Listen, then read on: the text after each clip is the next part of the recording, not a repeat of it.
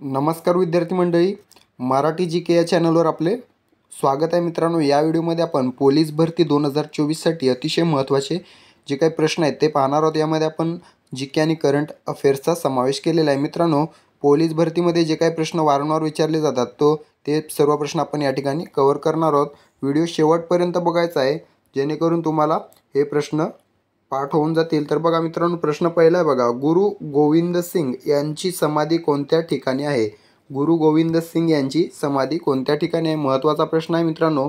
तर या गुरु गोविंद सिंग यांची समाधी आपल्या महाराष्ट्रामध्ये बघा नांदेड जिल्ह्यामध्ये, पर्याय क्रमांक ए नांदेड या ठिकाणी योग्य उत्तर असणार आहे. ठीक आहे मित्रांनो. तर गुरु गोविंद सिंग हे शीख धर्माचे किंवा शिखांचे कितवे गुरु आहेत बघा? तर 10वे गुरु आहेत, 10वे. जर प्रश्न विचारला कितवे गुरु आहेत तर 10वे. जर विचारलं शेवटचे गुरु कोण, तर गुरु गोविंद सिंग हे 10वे आणि शेवटचे गुरु आहेत. ठीक आहे. शीख धर्माचे पहिले गुरु कोण होते? गुरु नानक देव. गुरु नानक देव हे शीख धर्माचे पहिले गुरु होते आणि गुरु गोविंद सिंग शेवटचे किंवा 10वे गुरु होते. ठीक आहे मित्रांनो, यांची समाधी आहे बघा नांदेड या ठिकाणी. ठीक आहे.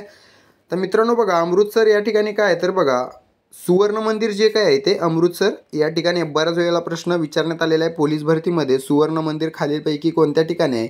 अमृतसर योग्य उत्तर असणार आहे. ठीक आहे मित्रांनो, चंदीगड ही हरियाणा आणि पंजाब या राज्याची राजधानी आहे. ठीक आहे. तर विचारलं जातं बघा, भारतातील गुलाबी शहर म्हणून कोणते शहर ओळखले जाते? जयपूर योग्य उत्तर असणार आहे. ठीक आहे. आपलं मूळ उत्तर आहे नांदेड. गुरु गोविंद सिंग यांची समाधी. ठीक आहे. त्यानंतरचा प्रश्न आहे बघा, भारताच्या भूदल प्रमुखास काय म्हटले जाते? अतिशय महत्त्वाचा प्रश्न आहे. यामध्ये आपण करंटबद्दल फॅक्ट देखील कव्हर करून घेऊया. बघा, भारताच्या भूदल प्रमुखास म्हटले जाते जनरल म्हटले जाते. भारताच्या भूदल प्रमुखास सध्या कोण आहेत? मनोज पांडे हे सध्या भूदल प्रमुख आहेत. त्यांना जनरल मनोज पांडे असं म्हटलं जातं. बघा, करंट आपण कव्हर करून घेत आहोत. ठीक आहे. तर हे झालं जनरलचं. आता बाकीच्या जे काही सेना आहेत त्यांचं देखील या ठिकाणी कव्हर करून घेऊया जेणेकरून तुमचा मार्क जाणार नाही. बघा, आता भारताच्या भूदल प्रमुखास जनरल म्हटले जाते. भारताच्या नौदल प्रमुखास काय म्हटलं जातं? नौदल. तर मित्रांनो, ॲडमिरल म्हटलं जातं. ॲडमिरल. भारताच्या नौदल प्रमुखास काय म्हटले जाते? ॲडमिरल म्हटले जाते. कोण आहेत सध्या admiral? R Harikumar. R Harikumar हे नौदलाचे प्रमुख किंवा ॲडमिरल आहेत. ठीक आहे. तर विचारलं जातं बघा, भारताच्या वायुसेनेला जे काही चीफ असतात त्यांना काय म्हटलं जातं? भारताच्या वायुसेना चीफला काय म्हटलं जातं? तर एअर चीफ मार्शल. वायुसेनेच्या प्रमुखास काय म्हटलं जातं? एअर चीफ मार्शल म्हटलं जातं. कोण आहेत सध्या? विवेक राम चौधरी हे भारताचे एअर चीफ मार्शल आहेत. एअर चीफ मार्शल विवेक राम चौधरी. ठीक आहे. हे झाले तिन्ही सेनांचे जे काही संज्ञा आहेत प्रमुखाच्या आणि सध्या त्या पदावर कोण कार्यरत आहेत. ठीक आहे.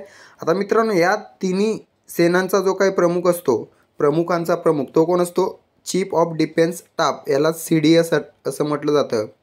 विचारलं जाईल बघा, सध्याचे CDS कोण आहेत किंवा सध्याचे चीफ ऑफ डिफेन्स स्टाफ कोण आहेत? तर बघा, अनिल चौहान.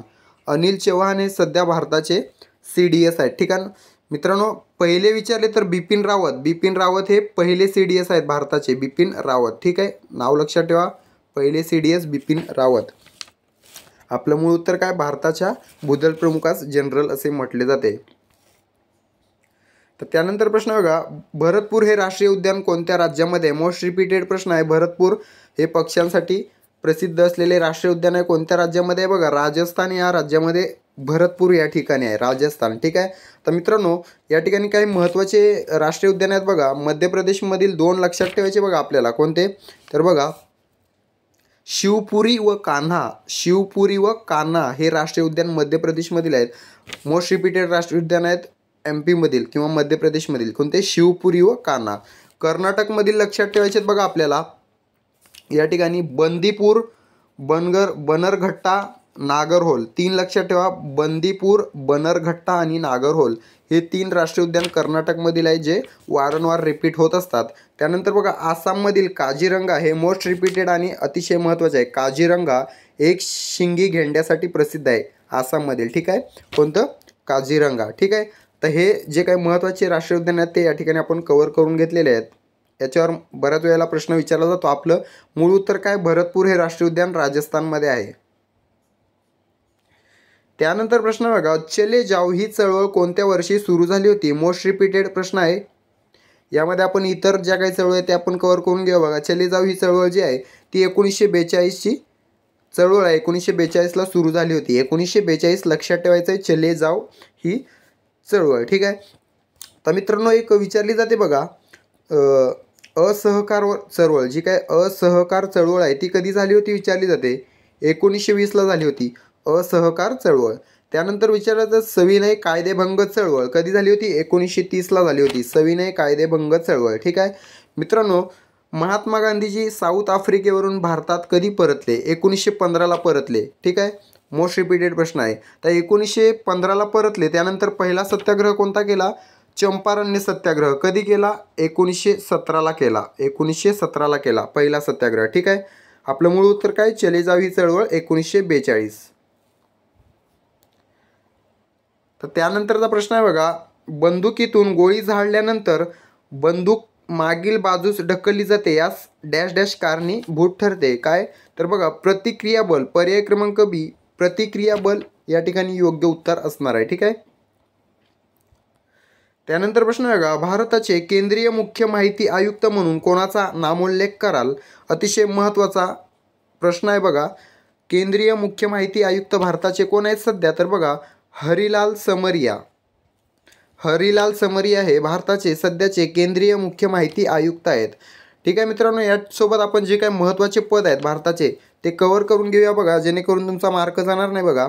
आता विचारलं जर भारताचे महान्यायवादी कोण आहेत सध्या, तर बघा आर व्यंकटरमणी भारताचे महान्यायवादी आहेत सध्या. ठीक आहे.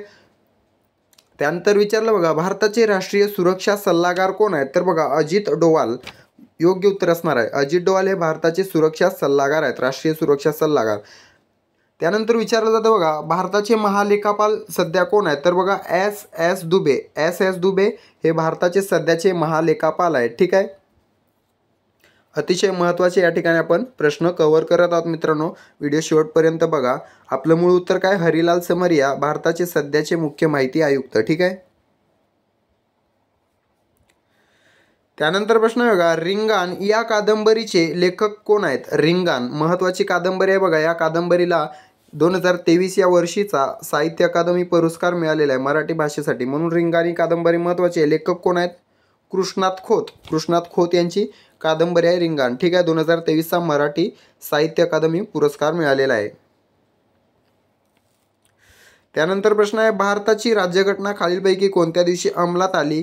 अतिशय महत्त्वाचा, सोपा वाटणारा पण अतिशय रिपीटेड प्रश्न आहे बघा. कधी लागू झालेली आहे, अंमलात आलेली आहे, तर 26 जानेवारी 1950 योग्य उत्तर आला. पर्याय क्रमांक सी 26 जानेवारी 1950. आता मित्रांनो संबंधित विचारलं जाऊ शकते, कधी स्वीकृत झाली किंवा स्वीकारली कधी संविधान सभेने. 26 नोव्हेंबर 1949ला स्वीकारली. ठीक आहे. आता विचारलं जातं संविधान सभेची पहिली बैठक कधी झाली. 9 डिसेंबर 1946ला झाली पहिली बैठक. आपलं मूळ उत्तर आहे 26 जानेवारी 1950ला आपली राज्यघटना अंमलात आली. त्यानंतरचा महत्त्वाचा प्रश्न आहे बघा, भारतीय हवामान खात्याची मुख्य वेधशाळा कोणत्या ठिकाणी आहे. अतिशय महत्त्वाचा प्रश्न, पुणे या ठिकाणी आहे. पुणे या ठिकाणी भारतीय हवामान खात्याची मुख्य वेधशाळा आहे. आता त्यानंतरचा प्रश्न आहे बघा, राष्ट्रीय सुरक्षा रक्षक NSGचे महासंचालक कोण बनले आहेत.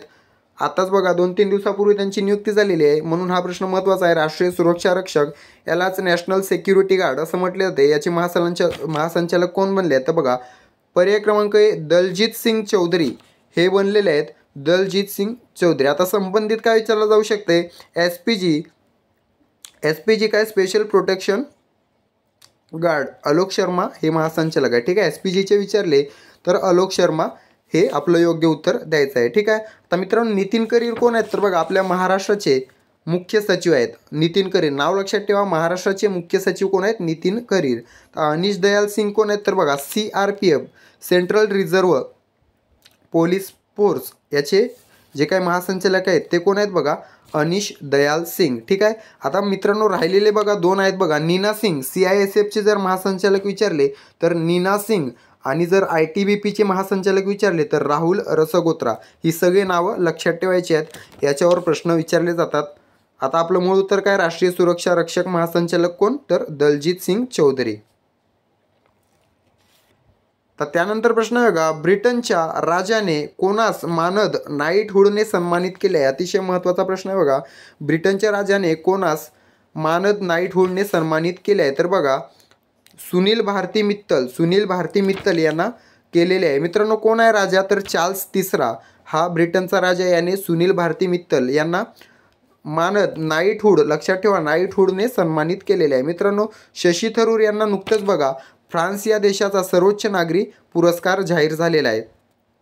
Night of the Legion of Honour जो काही पुरस्कार आहे फ्रान्स देशाचा सर्वोच्च, तो शशी थरूर यांना झालेला आहे बघा जाहीर 2024साठी. ठीक आहे, लक्षात असू द्या. नरेंद्र मोदींना हा पुरस्कार मिळालेला आहे 2023ला, फ्रान्सचा सर्वोच्च नागरी पुरस्कार. एस जयशंकर हे आपले भारतीय परराष्ट्र मंत्री आहेत. ठीक आहे, आपलं मूळ उत्तर आहे सुनील भारती मित्तल यांना बघा मानद नाईटहूडने सन्मानित केले आहे ब्रिटनच्या राजाने. ठीक आहे,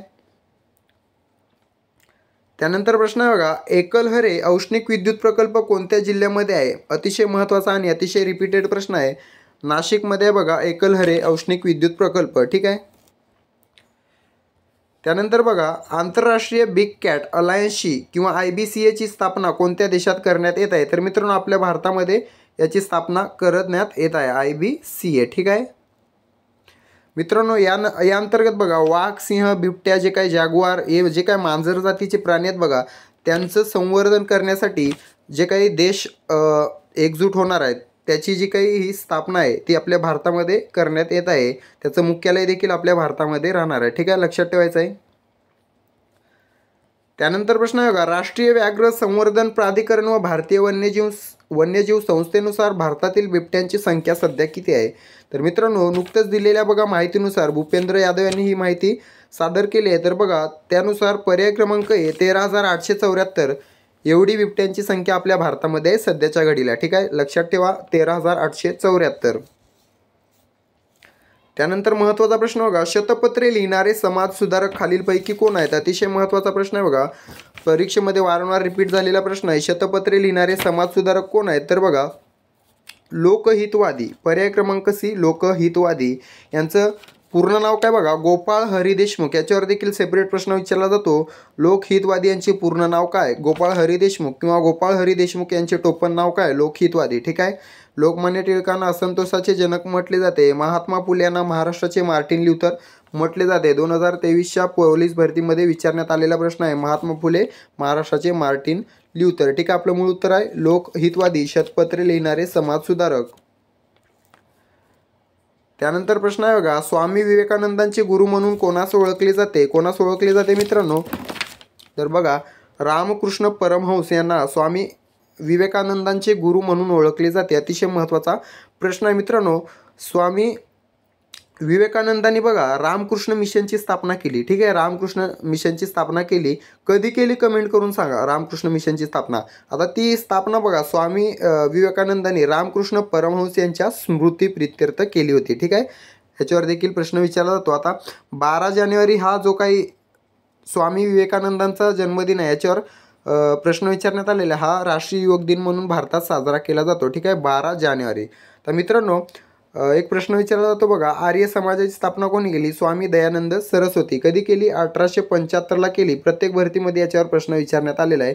हा प्रश्न कधीच चुकत नाही. आर्य समाजाची स्थापना 1875ला स्वामी दयानंद सरस्वतींनी केली. आता मित्रांनो या ठिकाणी विचारलं बघा स्वामी विवेकानंदांचे गुरु म्हणून कोणास ओळखले जाते? तर रामकृष्ण परमहंस.